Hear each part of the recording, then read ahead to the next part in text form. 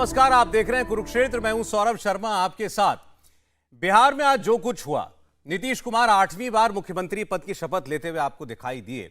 उसके बाद उन्होंने बिल्कुल साफ मैसेज दे दिया कि वो शायद आज आखिरी बार मुख्यमंत्री पद की शपथ ले रहे हैं। ऐसा हम इसलिए कह रहे हैं क्योंकि उनका संदेश यह था कि 2024 में वो बिहार की नहीं बल्कि दिल्ली की राजनीति करेंगे। यानी अब नीतीश कुमार सीधे सीधे मोदी को टक्कर देने का मन बना रहे हैं। नीतीश ने साफ कह दिया कि 2014 में जो आए थे वो 2024 के बाद नहीं रहेंगे। हम रहे ना रहे, 2024 में मोदी सत्ता में नहीं रहेंगे। नीतीश कुमार ने आज विपक्ष को 2024 के लिए एकजुट होने का आह्वान भी कर दिया। तो पहले आपको एक बार नीतीश कुमार का वो हम बयान फिर से सुनाते हैं। उसके बाद आज इंडिया टीवी आपको, हमने जुलाई महीने में अब से थोड़े दिन पहले जो सर्वे किया था, वो सर्वे एक बार हम आपको फिर दिखाएंगे। और वो सर्वे जो आपको दिखाता है कि 2024 में अगर आज की तारीख में चुनाव हो जाएं तो बीजेपी को कितनी सीटें मिलेंगी, एनडीए को कितनी सीटें मिलेंगी, विपक्ष को, कांग्रेस को कितनी सीटें मिलेंगी, उसमें कितना फर्क पड़ेगा। यानी नीतीश कुमार का आज का स्टेटमेंट कि वो 2024 में नरेंद्र मोदी को चुनौती दे सकते हैं या 2024 में अब नरेंद्र मोदी नहीं लौटने वाले, आज की बिहार की डेवलपमेंट से नरेंद्र मोदी के 2024 के दाव में कितनी चोट पहुंचती है, कितना डेंट पहुंचता है, या बिल्कुल भी नहीं। यह ऑथेंटिक सर्वे के जरिए आपको हम बताएंगे। और वो सर्वे करने वाले, सर्वेस को समझने वाले लोग, बिहार की और देश की राजनीति की नब समझने वाले लोग हमारे साथ आज स्टूडियो के अंदर मौजूद हैं। पहले सुनिए नीतीश कुमार की बात। बीजेपी और मोदी जी के बीजेपी में क्या अंतर? साहब, आप बोल रहे हैं श्रद्धेय अटल बिहारी वाजपेयी जी, और उस समय जो हम सब लोग गए जौहर साहब के नेतृत्व में, और कितना प्रेम करते थे और कितना मानते थे, वो हम कभी भूल सकते हैं? उस समय की बात देखिए, उस समय की बात ही दूसरी है। और बाद में जो कुछ भी हुआ है, मैं आप समझ लीजिए, उस समय जो उन्होंने श्रद्धेय अटल जी का और उस समय के सब लोगों का जो प्रेम था, उस चीज को हम कभी भूल सकते कितना अच्छा था। लेकिन बाद में फिर सुन तो लीजिए, अब बाद में फिर गए और इसके बाद जो कुछ भी होता रहा तो हमारे दल के लोगों को कुछ नहीं।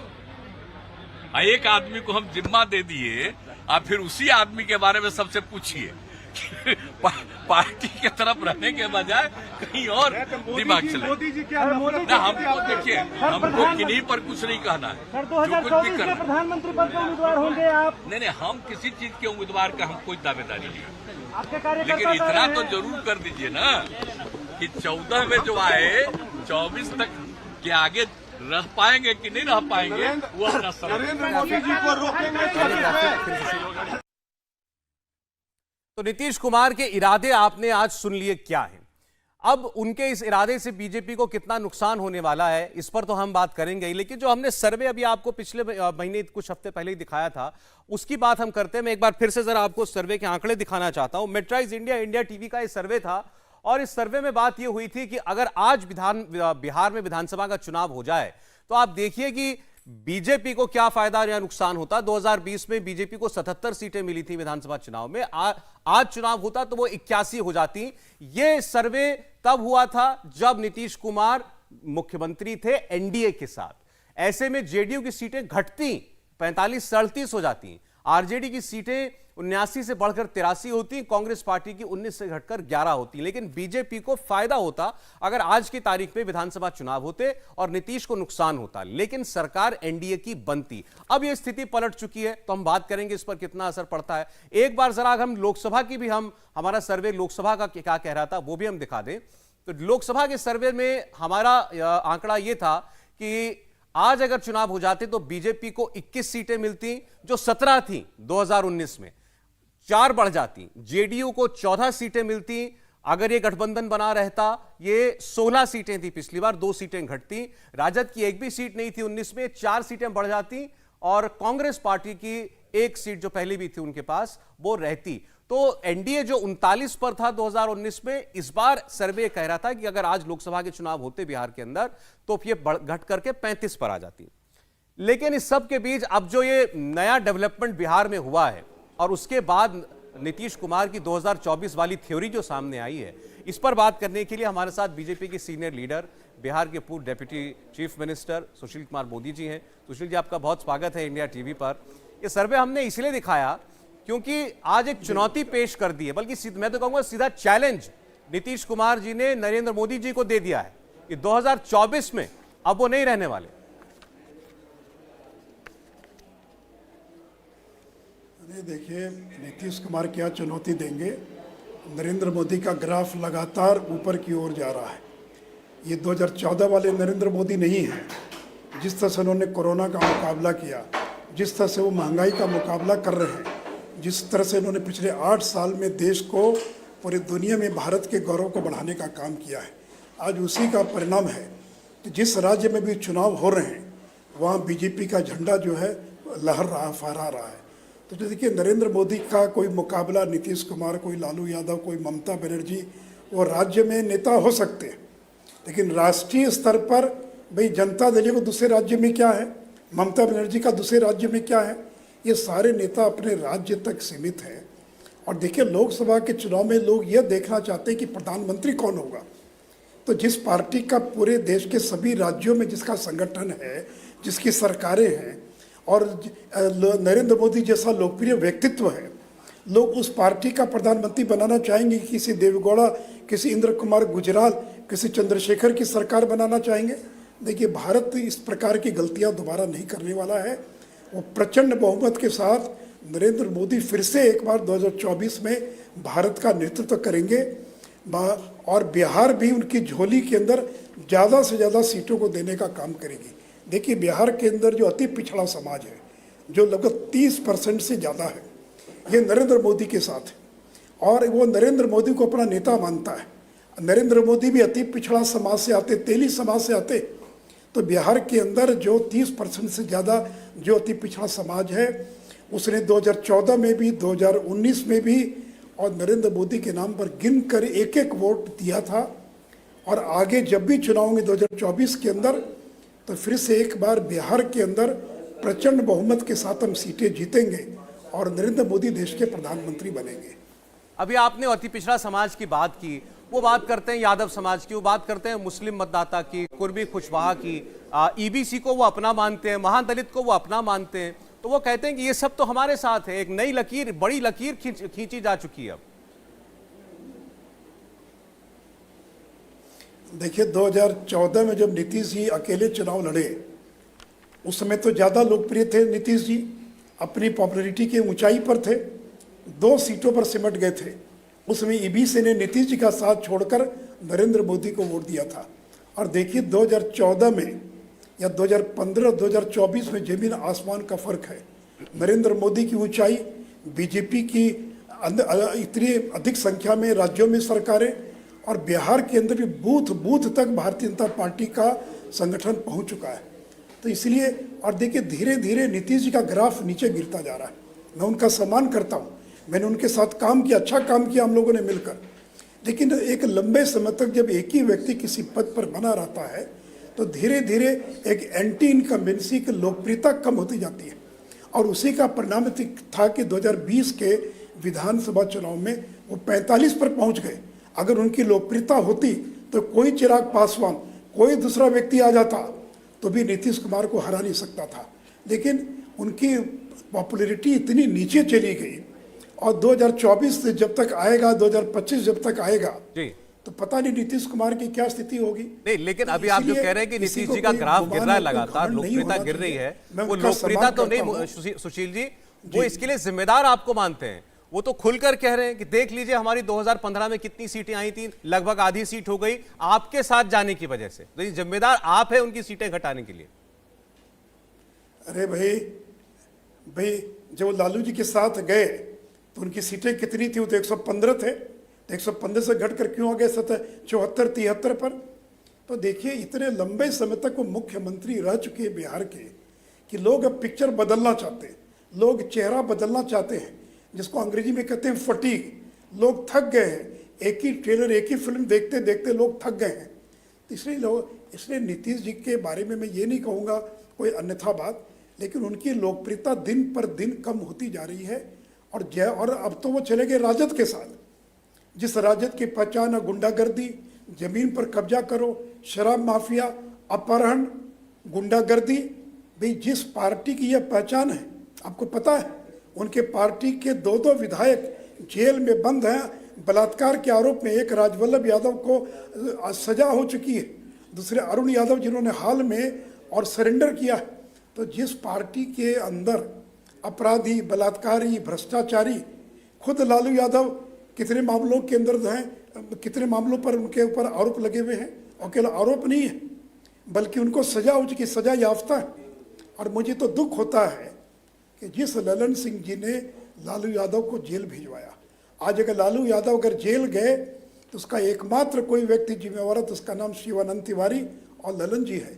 जिस ललन सिंह जी ने मनमोहन सिंह को जाकर ज्ञापन दिया कि लालू जी नौकरी के बदले जमीन लिखवा रहे हैं, प्रमाण दिया, और आज जब कार्रवाई हो रही है उन्हीं से जाकर हाथ मिला लिया। और आपने गठबंधन तोड़ा 2017 में यह कहते हुए कि ये तेजस्वी यादव जवाब नहीं दे पा रहे। तो जो तेजस्वी यादव भ्रष्टाचार के आरोपों का जवाब नहीं दे पा रहे थे, आज तो वो चार्जशीटेड हैं, आज तो वो बेल पर हैं, उनका ट्रायल प्रारंभ हो गया है जी। हो सकता है कि अगर प्रमाणित हो जाए आरोप तो कल जेल भी जा सकते हैं। तो ऐसे लोगों के साथ गठबंधन बनाकर आप सुशासन नहीं दे सकते हैं। आप मुख्यमंत्री जरूर बने रह सकते हैं। जितना कंफर्ट हम लोगों ने दिया है, जितना सम्मान बीजेपी ने दिया है, नीतीश जितना सम्मान राष्ट्रीय जनता दल या कांग्रेस जैसी पार्टी आपको इस जन्म में कभी भी उतना सम्मान नहीं दे सकती है। सुशील जी देखिए, एक बात साफ है, नीतीश जी को इस बात का पूरा यकीन है कि उनका कोई विकल्प नहीं है, इसलिए वो बड़ी आसानी से कभी आपके साथ कभी दूसरे के साथ चले जाते हैं। चाहे चुनाव किसी के भी साथ लड़ा, उनको मालूम है मुख्यमंत्री तो मैं ही बनूंगा और हर दल को मेरी जरूरत है, उनकी मजबूरी है, वो मेरे को मुख्यमंत्री स्वीकार करेंगे। उन्होंने लगता है कि बिहार की जनता को भी ये मान लिया है कि वो भी मानती है कि नीतीश कुमार का कोई विकल्प नहीं है। लेकिन अभी आपने कहा फटीक आ गया लोगों में नीतीश कुमार के लिए, पुरानी पिक्चर देख देख कर लोग बोर हो गए। तो आज आप ये बात कह रहे हैं, लोग तो पूछेंगे ना, 2020 में आपने यही पुरानी पिक्चर नए थिएटर में लगाई थी ना?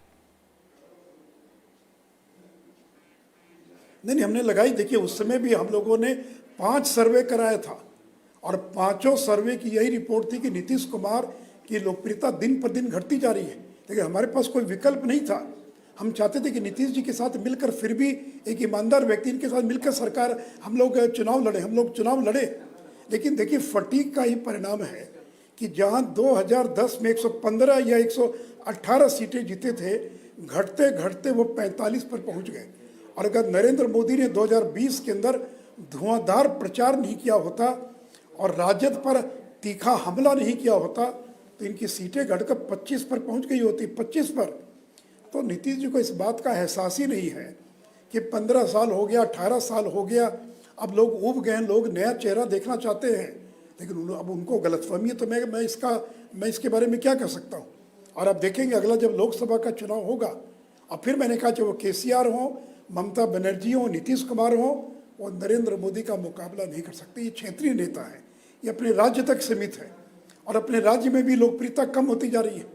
और देखिए जब समय आएगा तो लोग ये देखेंगे कि देश को कौन चला सकता है, किसने कोरोना संकट से देश को उबारने का काम किया, किसने चीन का मुकाबला किया, कौन पाकिस्तान को मुंहतोड़ जवाब दे सकता है, कौन है जो महंगाई का मुकाबला कर रहा है। और वो एकमात्र व्यक्ति नरेंद्र मोदी है। और आज उसी का परिणाम है कि चाहे महाराष्ट्र में चुनाव हो, चाहे त्रिपुरा में चुनाव हो, देश के किसी भी हिस्से में चुनाव होता है, वहाँ बीजेपी का परचम लहराता है। तो लोग एक स्थायी सरकार चाहते हैं, वो कोई देवगौड़ा और कोई इंद्र कुमार गुजराल जैसी 6 महीने 8 महीने वाली चौधरी चरण सिंह वाली सरकार नहीं चाहते हैं। और इसलिए लोगों ने पिछले चुनाव के अंदर प्रचंड बहुमत दिया, बीजेपी को पूर्ण बहुमत दिया और सरकार बनाए। तो आगे भी देखिए वही रिपीट होने वाला है, उसमें कहीं भी कोई कमी नहीं होने वाली है। देखिए अभी आपने खुद कह दिया कि देश में देवेगौड़ा की भी सरकार बनी थी, देश में उससे पहले और उसके बाद भी ऐसी सरकारें बनी जो बैसाखियों के ऊपर चली और लंबे समय तक नहीं चल पाई, ये बात ठीक है। लेकिन प्रधानमंत्री बनने का ख्वाब देखने पर तो कहीं कोई टैक्स नहीं है, या आपके नेता ही कहते आ रहे हैं। और नीतीश कुमार को अगर ये लगता है कि 2024 के अंदर आपकी सीटें अगर घट गई तो भाई उनकी स्वीकार्यता बाकी जितने नेताओं का नाम आपने लिया, ममता बनर्जी, राहुल गांधी, केसीआर, केजरीवाल, इन सबसे ज्यादा हो सकती है आज। इसीलिए वो कह रहे हैं कि सब लोग मिलकर 2024 में बीजेपी को हराएंगे। अरे भाई क्यों घटेगी, घटने का सवाल कहाँ पैदा होता है। और सपना देखने में क्या बुरा है, दावेदारी करने में क्या बुरा है। भी 2000 में भी नीतीश जी को मालूम था कि बहुमत सिद्ध नहीं कर पाएंगे, लेकिन अपना दावेदारी करने आए यहाँ पर बिहार के अंदर। मैं भी उनके साथ था, इसलिए सपना देखना कोई बुरा नहीं है। अब उनको लगता बहुत हो गया, बिहार में मुख्यमंत्री बने, एक बार आजमा लिया जाए, फेल कर जाएंगे तो फेल तो करना ही है। और इसलिए मैंने कहा कि देखिए बिहार में भी लगातार उनका ग्राफ नीचे गिरता जा रहा है, और जिस वोट का वो दम भरते हैं वो वोट अब उनके साथ नहीं है, वो वोट बीजेपी के साथ आ गया। और ये भी एक बहुत बड़ा कारण है कि वो घबरा गए कि बीजेपी ने जिस तरह से एक अति पिछड़ा समाज से आने वाले, नोनिया समाज से आने वाले फागू चौहान को बिहार का राज्यपाल बनाया, रेणु देवी को बिहार का उप मुख्यमंत्री बनाया, जितनी बड़ी संख्या में पिछड़े समाज के लोगों को केंद्रीय मंत्री परिषद में शामिल किया। तो आज बीजेपी केवल ब्राह्मण बनियों की पार्टी नहीं रह गई है, ये केवल अपर कास्ट की पार्टी नहीं है। आज इसमें दलित भी है, पिछड़े भी हैं, आदिवासी भी हैं। आज तक कोई आदिवासी क्यों नहीं बना था, देश का राष्ट्रपति क्यों नहीं बना था। ये पहली बार बीजेपी ने किसी व्यक्ति को, देश का एक आदिवासी महिला को देश का राष्ट्रपति बनाया। तो आज आदिवासी हो, दलित हो, पिछड़ा हो, सवर्ण हो, समाज के सभी वर्ग के लोगों का समर्थन बीजेपी को मिला है। और तब तो इतनी सीटें हम जीते और आगे भी हम जीतेंगे। और देखिए देश की जनता वो 90 के दशक वाली गलती फिर दोबारा नहीं करने वाली है। वो उस दौर को लोगों ने भुगत लिया है, जब IMF के दरवाजे पर जाकर हमको फॉरेन एक्सचेंज के लिए भीख मांगना पड़ा था। तो वो दौर में भी यह देश दोबारा नहीं जाने वाला है। अच्छा, लेकिन आपने आज सुशील जी एक बहुत बड़ा रहस्योद्घाटन किया। आपने कहा कि जेडीयू के नेता, सीनियर लीडर जो हैं बीजेपी के नेताओं के साथ ये बातें करते थे कि नीतीश जी उपराष्ट्रपति बनना चाहते हैं। ये इससे पहले कभी किसी ने ना कही, ना यह बात सुनने में आई। तो लोग आज, दर्शक और भारत के लोग आपसे जानना चाहते हैं कि ऐसी क्या चाहत थी उनकी उपराष्ट्रपति पद को लेकर। देखिए उनकी चाहत की रीति मुझे नहीं मालूम है, लेकिन उनके बाएं दाएं रहने वाले जो 3-4 लोग हैं, उसमें से 2 लोगों ने हमारे राज्य स्तर के जो मंत्री थे सरकार में, राज्य स्तर के जो नेता, उनसे मिलकर कहा, एक बार नहीं 2-2 बार कहा कि प्रयास कीजिए कि नीतीश जी उपराष्ट्रपति बन सके। तो देखिए सपना देखने और बनने की इच्छा रखने में कोई गुनाह नहीं है, लेकिन जब बीजेपी का अपना प्रचंड बहुमत है तो हम किसी दूसरे व्यक्ति को क्यों राष्ट्रपति बनाएंगे, क्यों हम उपराष्ट्रपति बनाएंगे। तो इसलिए ये बात आई और गई। लेकिन आज जब मैं देख रहा हूँ, इसलिए देखिए 2 दिन पहले अमित शाह जी ने फ़ोन किया था नीतीश कुमार को, और 2-2 बार धर्मेंद्र प्रधान गए नीतीश जी से मिलने के लिए पिछले 3-4 महीनों के अंदर। कोई दिक्कत हो तो बताइए, कोई शिकायत हो तो बताइए। उन्होंने कभी कोई शिकायत नहीं की, हमेशा कहते रहे नहीं ठीक है, सब चल रहा है, थोड़ा बहुत होता है, चलता रहता है। तब जब अमित शाह जी ने पूछा नीतीश जी से कि ललन जी का बयान देख रहे हैं टीवी पर, तो पता है क्या कहा नीतीश जी ने? कहा कि अरे भाई आपके पार्टी में गिरिराज सिंह, हमारी पार्टी में ललन सिंह है, ये लोग बयान देते रहते, इनके बयानों की चिंता मत कीजिए, परवाह मत कीजिए। फिर ये अमित शाह जी ने ये भी कहा कि आपके बहुत सारे और नेताओं का बयान भी देख रहे हैं टीवी और अखबारों में। तो कहा कह रहे भाई नीचे किस तरह के लोग बोलते रहते हैं, कहीं कोई दिक्कत नहीं है। तो 2 दिन पहले तो जो व्यक्ति कह रहा कि कहीं कोई दिक्कत नहीं है, अगर आप अपमानित हो रहे थे तब बताते कि कौन अपमानित कर रहा है, किसने आपका अपमान किया। अगर कोई आपकी पार्टी को तोड़ रहा था, कोई आकर है कि 2020 के अंदर बीजेपी ने चिराग पासवान को खड़ा कर दिया इसलिए हम चुनाव हार गए, तो आपने ये 19 महीने बाद आपको यह इल्हाम हुआ कि चिराग पासवान के चुनाव हार के गठबंधन तोड़ दें, कि आपको 1 महीने के बाद ये पता नहीं चला कि क्या हुआ चुनाव के अंदर। और देखिए हार का असली कारण था जो मैंने शुरू में कहा, धीरे धीरे एंटी इनकम्बेंसी हर एक नेता को उस दौर से गुजरना पड़ता है। लेकिन अब नीतीश जी इस बात को स्वीकार नहीं करते तो मैं क्या करूं इस बात को। तो मैं तो चाहता हूं कि ग्रेसफुल एग्जिट होना चाहिए था। अरे हो गया, 20 साल बिहार के मुख्यमंत्री रहे, रिकॉर्ड तोड़ दिया पूरे देश का, एक अच्छी सरकार चलाई हम लोग के साथ। तो ये तो ग्रेसफुल एग्जिट एक समय के बाद करना चाहिए था। तो उनको ये लगता है कि शायद मैं दावेदारी तो कर दूं, बनूं न बनूं, कम से कम दावेदारी करने में क्या अर्ज है। कम से कम इतिहास में लिखा जाएगा कि मार्गरेट अल्वा ने उपराष्ट्रपति का चुनाव लड़ा या किसी और ने द्रौपदी मुर्मू के खिलाफ चुनाव लड़ा, तो कम से कम इतिहास में ये तो दर्ज हो जाएगा कि ये भी एक 1 दर्जन जो प्रधानमंत्री के उम्मीदवार थे उसमें से नीतीश जी भी एक उम्मीदवार थे, राहुल गांधी भी उम्मीदवार हैं, ममता बनर्जी भी उम्मीदवार हैं। तो उम्मीदवार बनने में क्या लगता है? हमारे बिहार के भागलपुर में एक बाजोरिया थे जो हर बार राष्ट्रपति चुनाव को उम्मीदवार बन जाया करते थे। तो उम्मीदवार बनने में क्या लगता है? तो इसलिए देखिए, सपना देखना कोई बुरा नहीं है, लेकिन जिस बीजेपी के साथ 17 साल हम लोगों ने आपने निभाया, साथ मिलकर काम किया, तोड़कर चले गए, 1.5 साल 2 साल के बाद लौट कर आ गए कि राष्ट्रीय जनता दल के साथ मैं काम नहीं कर सकता हूँ, ये गुंडों, लफंगों, बलात्कारियों, लुम्पेंस की पार्टी है। ये व्यक्तिगत बातचीत में जो व्यक्ति कहा करते थे कि जंगल राज वाले लोग हैं, उसी तेजस्वी यादव और उसी राबड़ी देवी और लालू यादव के साथ हाथ मिला लिया। मैं तो कभी भी इस प्रकार का मैं तो सोच भी नहीं सकता हूँ कि ललन जी और नीतीश जी कभी दोबारा और राबड़ी देवी और लालू यादव से हाथ मिला सकते। लेकिन ये राजनीति की सच्चाई है जो मैं देख रहा हूँ। मैं तो बहुत चक्का हूँ, मैं तो अवाक हूँ, मैं तो समझ ही नहीं पा रहा हूँ कि राजनीति में ऐसा भी होता है क्या, ऐसा भी हो सकता है क्या, लेकिन हो गया राजनीति के अंदर। और देखिए, ये सरकार 2025 तक नहीं चलेगी। आज नोट कर लीजिए मेरी बात, ये सरकार चलने वाली नहीं है, ये अपने बोझ से ये सरकार गिर जाएगी। सुशील जी, लेकिन मैं तो आपने अभी जो बातें बताई वो सुनकर भी हैरान हूं कि आपने कहा अमित शाह जी ने 2 दिन पहले फोन किया नीतीश कुमार को, पूछा क्या समस्या है, आपके लोग ऐसा क्यों बयान दे रहे हैं, और बिल्कुल स्ट्रेट फेस से उन्होंने इनकार कर दिया कि नहीं ऐसी कोई दिक्कत नहीं है हमारे आपके बीच में, और 2 दिन के बाद उन्होंने सरकार पलट दी।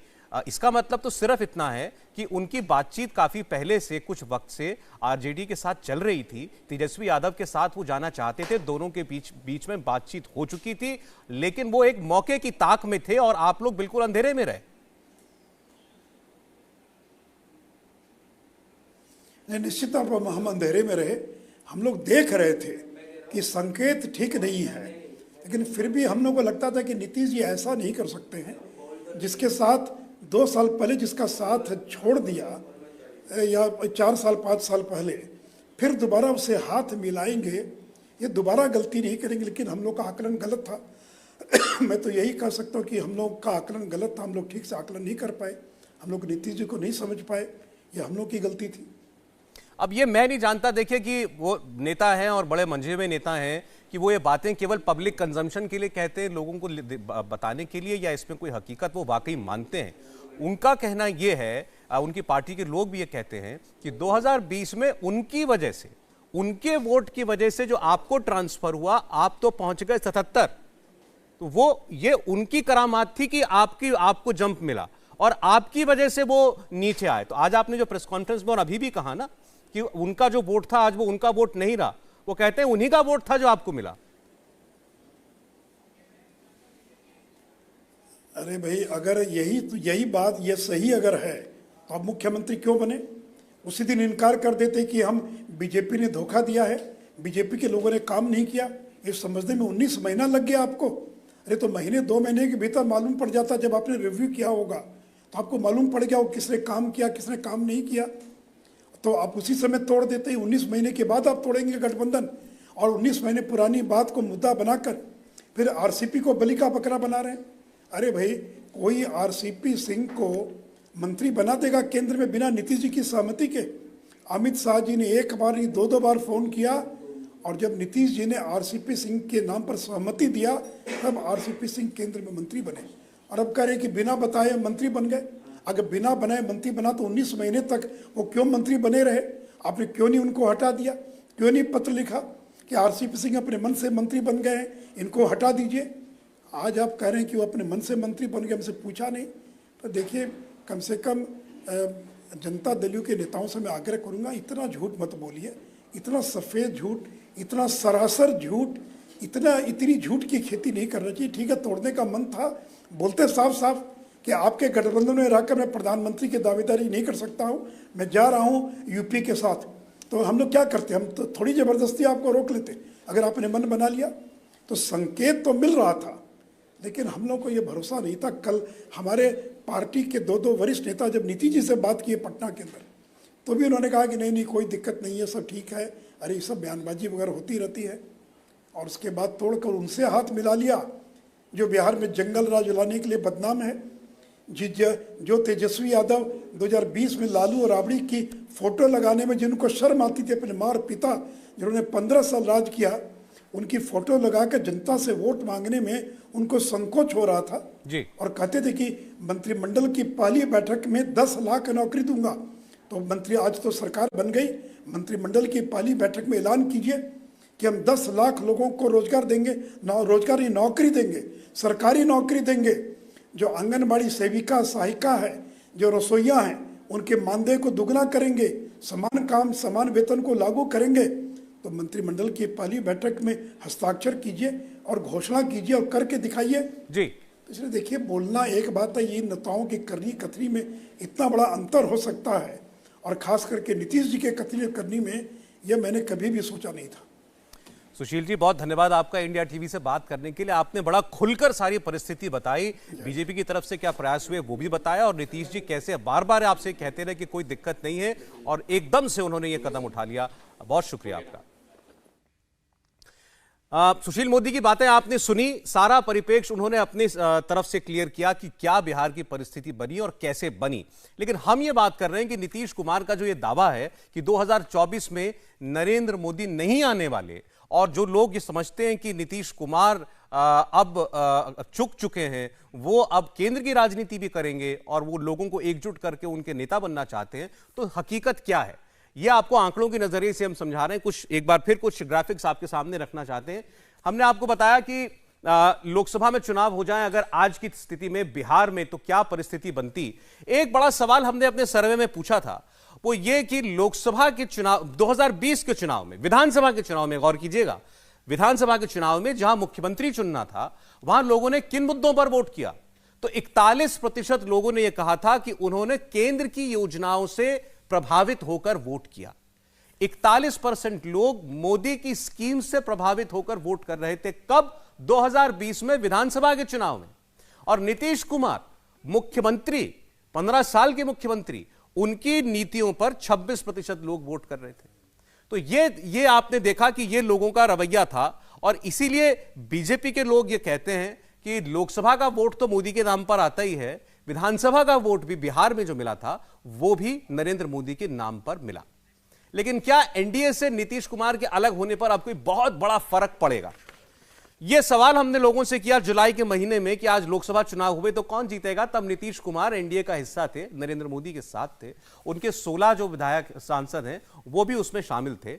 लेकिन आज की परिस्थिति में उसमें कितना डेंट पड़ जाएगा आप सोचिए। अगर 2 हफ्ते पहले 362 सीटें मिलने का आंकलन हमारा सर्वे कर रहा था, यह मान भी लिया जाए कि आज की परिस्थिति के अंदर जो बिहार में बनी है, लोकसभा के चुनाव में बीजेपी की सीटें कम भी हो जाएंगी, तो कितना डेंट पड़ जाएगा कि नरेंद्र मोदी को प्रधानमंत्री बनने से अकेले नीतीश कुमार रोक लेंगे या तेजस्वी यादव के साथ मिलकर रोक लेंगे। तो ये आप देख रहे हैं परिस्थिति, ये पूरे देश का ये सर्वे जो हमने आपको जुलाई के महीने में दिखाया था, उसकी जो डेटा है वो बताता है कि नरेंद्र मोदी के ऊपर कहीं से कोई प्रभाव नहीं पड़ने जा रहा बिहार की इस परिस्थिति का लोकसभा चुनाव में। और अब बिहार से बीजेपी के एक और बड़े नेता हमारे साथ जुड़ रहे हैं, तारकिशोर प्रसाद जी। कल तक बिहार के डिप्टी सीएम थे। बिहार में बड़े सियासी परिवर्तन पर उनकी क्या राय है, तारकिशोर प्रसाद जी से ये एक्सक्लूसिव बातचीत। सर, आपका बहुत स्वागत है हमारे साथ इंडिया टीवी पर जुड़ने के लिए। देखिए, अभी तो हम बात ये कर रहे थे कि नीतीश जी जो है अब 2024 की बात करने लगे सीधे। आज मुख्यमंत्री पद की शपथ 8वीं बार ली और कहा कि नरेंद्र मोदी तीसरी बार अब प्रधानमंत्री नहीं बनेंगे।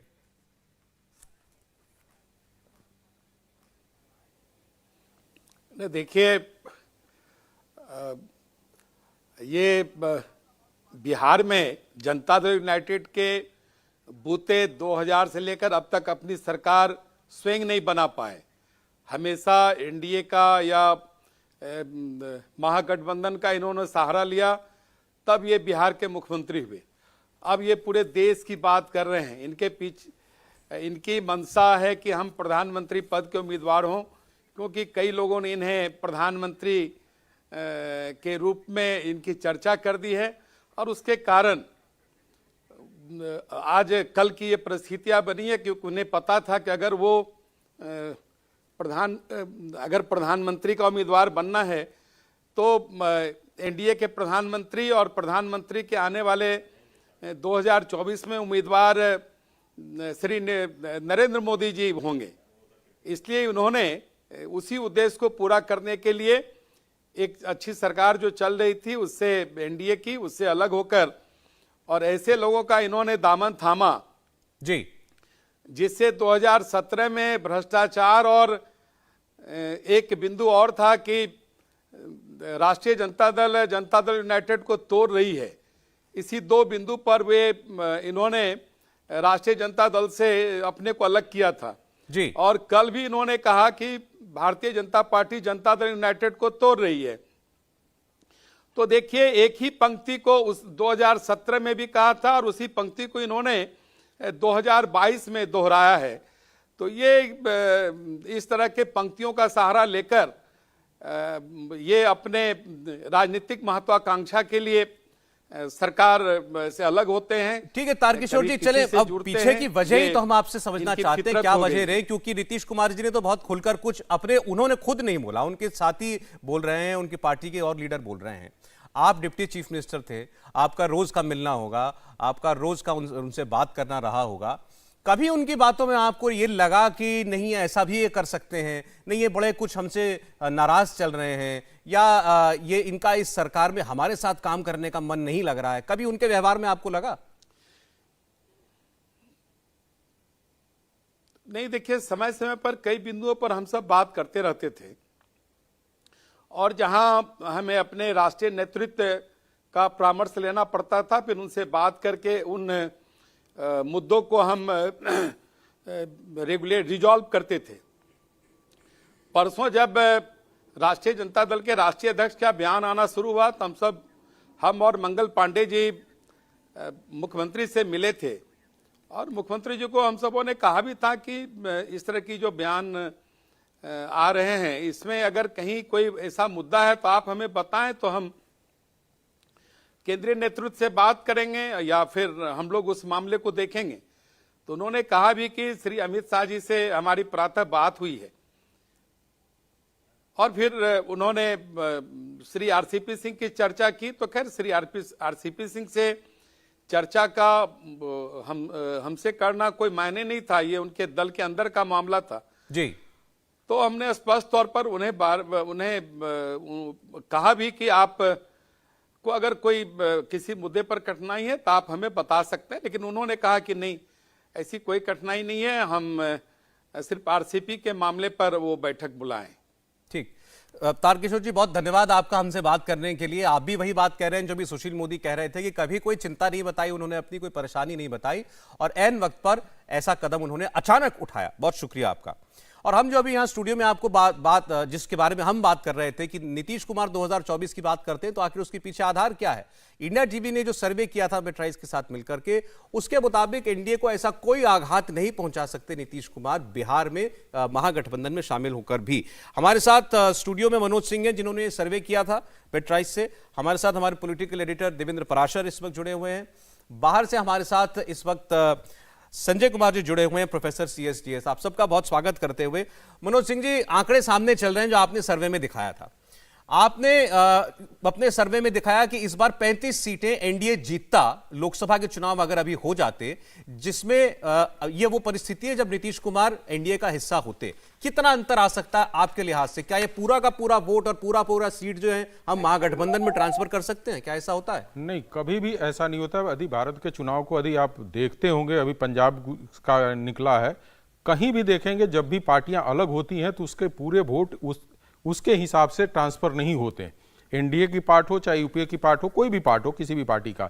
चूंकि क्या है कि आज के डेट में मैं बिहार की इस बात को समझाना की कोशिश करूंगा कि बिहार में नीतीश के पास जो पॉपुलरिटी घट रही थी, सीटें घट रही थी, उसका बहुत बड़ा कारण था कि जो उनके अंदर ये देखते थे कि एक निर्भीक और स्वतंत्र रूप के नेता है और इनके अंदर सुशासन है और इसके कारण हम थे, वो अब धीरे धीरे टूटकर बीजेपी की तरफ जाते थे या आरजेडी की तरफ जाते थे।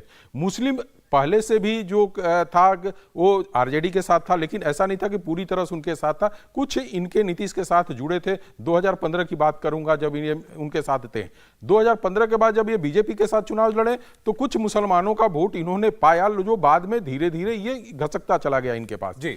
लेकिन इन्होंने एक दो काम जो किया कि एक मुसलमान का वर्ग था, एक ब्राह्मणों का वर्ग था जो 20 और 25 लाख वोटर थे बिहार में और 3-4 जिलों में प्रभावित करते थे, उसको इन्होंने जोड़ा और ओबीसी के रूप में उनको स्थापित कराया। ये सारे वोट समीकरण क्या थे कि वो जेडीयू को फायदा पहुंचा रहे थे। आज के डेट में आरजेडी के वोटर जो हैं, जो जेडीयू के अगेंस्ट में खड़े थे, और वो इसलिए नहीं खड़े थे कि वो बीजेपी के साथ में हैं, इसलिए खड़े थे कि जेडीयू के साथ भी उनका तालमेल नहीं था। तो जब भी जेडीयू और आरजेडी भी साथ जाएंगे तो वहां से भी वोट का आरजेडी से भी कुछ शिफ्ट होगा, बीजेपी के तरफ हो सके या कहीं और भी शिफ्ट हो सकता है। ऐसे स्थिति में सबको नुकसान होने वाला है। लेकिन एक बात मैं बता दूं, झारखंड के परिप्रेक्ष्य में लीजिए, जब आजसू पार्टी बीजेपी से अलग हुई थी तो उसने 8% वोट लाकर 7 सीटें जीतकर आई थी आजसू पार्टी। लेकिन जब ये तत्कालीन पिछले चुनाव में जब रघुवर दास के मुख्यमंत्री रहते में जब चुनाव हुए थे तो उसको 12% वोट मिले और उसे मात्र 2 सीटों का ही फायदा हो पाया, माने 2 ही सीट जीत पाई। ठीक है। तो वोट परसेंटेज बढ़ जाने से सीट में बहुत बड़ा इजाफा होगा ऐसा नहीं है, चूंकि लेकिन अगर वो सवाल यह है कि वो वोट परसेंटेज कितना बड़ा है। अब नीतीश कुमार जो है और उनकी पार्टी के नेता देवेंद्र, वो तो ये मानते हैं कि चाहे वो ईबीसी का वोट हो, अति पिछड़ा वोट हो, महादलित का वोट हो, ये वो वोट पाएंगे, और कुछ मुस्लिम समाज का वोट हो, ये वो वोट है जो कि नीतीश कुमार का वोट है। और मुस्लिम मतदाता जब वो चले जाते हैं महागठबंधन के साथ तो पूरा का पूरा ही ट्रांसफर हो जाता है। या बिल्कुल सौरभ, इसमें कोई दो राय नहीं। और विधानसभा के हिसाब से देखें और लोकसभा के हिसाब से देखें तो दोनों में फर्क नजर आएगा। जैसे विधानसभा के हिसाब से इस इक्वेशन को देखें तो लगभग अनबिटेबल रहेगा और उसमें बीजेपी कहीं दूर दूर तक टिकती हुई नजर नहीं आ रही आज की तारीख में। लेकिन लोकसभा के चुनाव में निश्चित तौर पर इस बात पर फर्क पड़ेगा कि नैरेटिव कैसा चल रहा है। क्या प्रधानमंत्री नरेंद्र मोदी जिस प्रकार से पिछले 2 लोकसभा चुनाव में आप देख रहे हैं कि एकदम केंद्र बिंदु में रहते हैं, और अगर वही बिहार में भी उसी प्रकार से रहे तो वहां पर बीजेपी को बहुत ज्यादा तकलीफ नहीं होगी। तकलीफ होगी, इसमें कोई दो राय नहीं। और ये बीजेपी का एक भी नेता ऐसा नहीं है जो इस सत्य को ना स्वीकारता हो। विधानसभा में भी, लोकसभा में भी।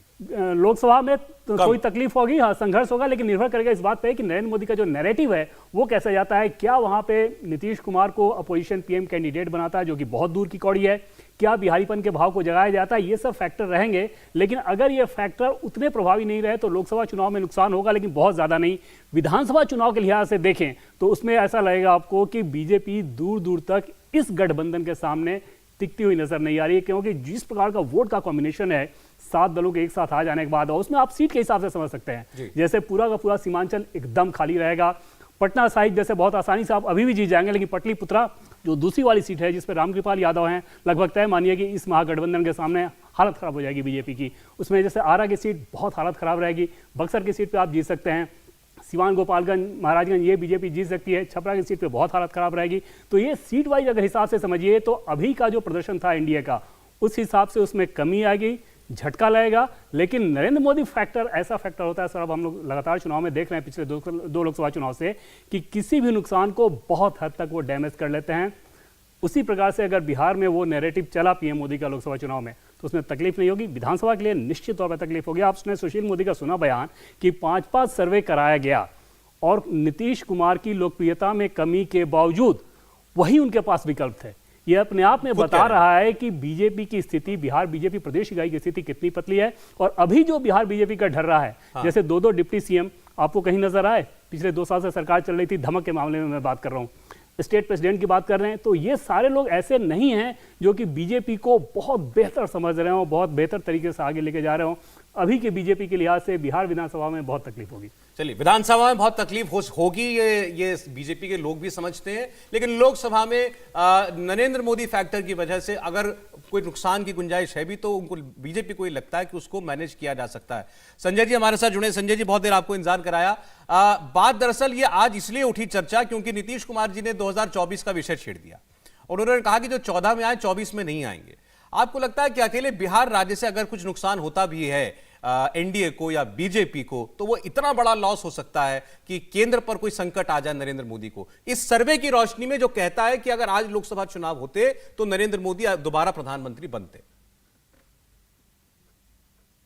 सौरभ, काफी जो आपके सर्वे के जो नतीजे हैं कि अगर मान लीजिए हाइपोथेटिकली कल चुनाव हो जाए, अगले महीने चुनाव हो जाए, तो क्या स्थिति होगी, मैं काफी हद तक मैं इसका समर्थन करता हूं। मुझे नहीं लगता कि ऐसी कोई सूरत मुझे दिखाई नहीं पड़ती 2024 में जिसमें नरेंद्र मोदी प्रधानमंत्री ना बने या एनडीए की सरकार ना बने। बिहार में जितना कितना भी उलटफेर हो जाए, फिर भी एनडीए की सरकार बनने पर एक तरह से फुल स्टॉप लगाना या विराम लगाना मुझे नहीं लगता नीतीश कुमार या तेजस्वी यादव के बस में है। ये जरूर है कि कोई भी नेता ये तो नहीं कह सकता कि हम 2024 के चुनाव में कमजोर हैं और हम मजबूती की ओर बढ़ रहे हैं। निश्चित रूप से इसी संदर्भ में नीतीश कुमार का यह बयान आ रहा है कि जो 2014 में आए वो 2024 में नहीं आएंगे। सब लीडर को एक ब्रेव फेस दिखाना पड़ता है और नीतीश कुमार अभी यही कह रहे हैं। नहीं, अच्छा, आपको जो कास्ट इक्वेशन बिहार की है, हम आपसे कल भी बात की, आज ही बात की, आपको लगता है कि वो इतनी इंटैक्ट है, अपने अपने जो दल उनको अपना मानते हैं वहां पर इतनी ज्यादा जमी हुई है कि वो नरेंद्र मोदी के नाम पर भी शिफ्ट नहीं होती या होती आई है? नहीं, आप विधानसभा के चुनाव और लोकसभा के चुनाव देखें तो इसमें थोड़ा अंतर दिखाई पड़ता है। जब लोकसभा का चुनाव होता है तो ऐसी जातियों का वोट जो पारंपरिक तौर पर नीतीश कुमार या तेजस्वी यादव के पाले में जाता रहा है, उनमें थोड़ा बिखराव होता है और वो बिखराव नरेंद्र मोदी की तरफ जाता हुआ दिखता है। लेकिन जब उसी राज्य में जब विधानसभा के चुनाव होते हैं तो वही जातियां नीतीश कुमार के पक्ष में और जो तेजस्वी यादव के सपोर्ट में जो जातियां होती है वो उनके पक्ष में गोलबंद होती हैं। तो थोड़ा अंतर जरूर दिखाई पड़ता है, लेकिन 2024 का चुनाव इस गोलबंदी पर नहीं होगा। मुझे लगता है ये गोलबंदी होगी anti Narendra Modi versus pro Narendra Modi. इस प्रक्रिया में ये जरूर है कि ओबीसी समुदाय के जो वोटर है उनकी गोलबंदी महागठबंधन के पक्ष में ज्यादा होगी, लेकिन पूरा का पूरा चुनाव मोदी को हराना है या मोदी को जिताना है, इस ध्रुव पे लड़ा जाएगा, न कि अगड़ा और पिछड़ा। अगड़े और पिछड़े की लड़ाई जो करेंगे तो उन्हें एक तरह से व्यापक समर्थन नहीं मिलेगा और लोग ये कह सकते हैं कि ये पार्टियां तो पुरानी राजनीति कर रहे हैं। हर पार्टी ये चाहेगी कि वो कम से कम पब्लिकली ऐसा ना प्रतीत हो, ऐसा दिखाई कि ये जाति की राजनीति कर रही है। जातियों का गोलबंदी होगी, लेकिन मोबिलाइजेशन का जो तरीका होगा वो होगा मोदी को हराना है या मोदी को जिताना। जी, बहुत शुक्रिया संजय जी आपका, मनोज जी आपका, देवेंद्र आपका बहुत धन्यवाद। तो बहरहाल ये परिस्थिति आपके सामने हमने रखी, जो इंडिया टीवी मेट्राइज का सर्वे था उसके मुताबिक आज की परिस्थिति में परिवर्तन होने के बावजूद, नीतीश कुमार के जाने के बावजूद 2024 की नरेंद्र मोदी की स्थिति पर कहीं कोई बहुत ज्यादा चोट पहुंचती नहीं दिखती है। इंडिया टीवी हर वक्त हर जगह डाउनलोड करने के लिए सर्च करें India TV news Google play store या ऐप स्टोर पर।